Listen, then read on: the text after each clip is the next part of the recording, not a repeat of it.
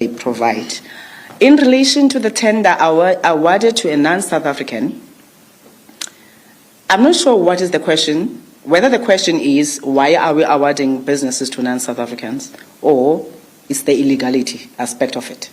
To do that. The minister is correct, but to issue directives is the power we do not have, which is why the minister further said we did issue directives, but we were challenged in court because we don't have a legal document that mandates us to do so. So the current legal document right. gives that power to municipalities, but because the department is established now, we then say, let us formulate certain structures that must assist the municipalities to be able to undertake this work whilst we are amending the legislations. That is why we have set up the intergovernmental provincial cluster. Well, what we're doing, we have two categories. We are providing stock to those that are in need, stock that goes up to 40,000 rands at a grant level, and then 10,000 rands that goes to business development support. That means the training of how to manage a spaza shop, the compliance that they're expected to follow, and then the training on the POS machines that they are using. That's the first category. The second call today, behind me, this is a shop that has about 7 different businesses. None of them are compliant. There are people running around here. The people we found here, they even tell us that they don't even know where their papers are. They've been running around here. We caught all of them. Since there's even a banking that is happening in the background in addition to the different shops that they are running here. So we are here to say to the resident of Maninyeledi, we heard you that day and we're doing something about it and we're of it.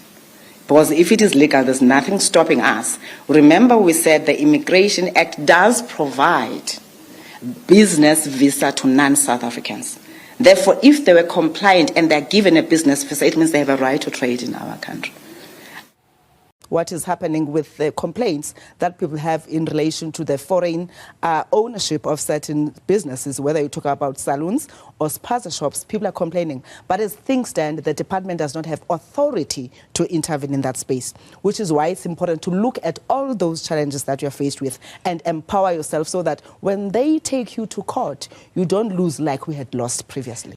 The second category is the one that will get support that starts from 100,000 to 300,000. That one will be blended financing. 50% of it is a loan, 50% is a grant. This is meant to ensure that they can be able to be assisted with refurbishments, shelving, and any other compliance or regulatory compliance mechanism that is required.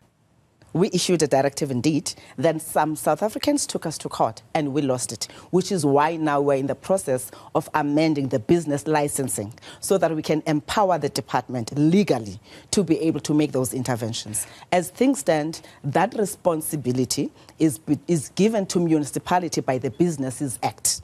It's only municipalities that can issue licenses, that can do anything that relates to permits, but not the department, which is why as guided by the Department of Cocta, which stipulate, for example, the number of square meters a spaza shop must be. If you're operating a spaza shop, the Department of Cocta says 20 square meters, at least that should be the building that you have. It must have a bathroom, it must have access to water and the other things. And those are the things that will be assisting them with.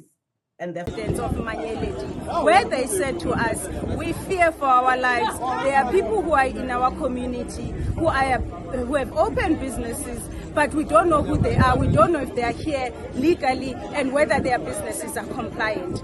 We are responding to that call today.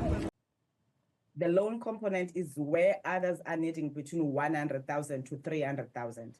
But the first component that you clearly articulated on the 40,000, that 50,000 is for the stock and the training, and then another 50,000 for those that are in need of refurbishments, but at a micro level.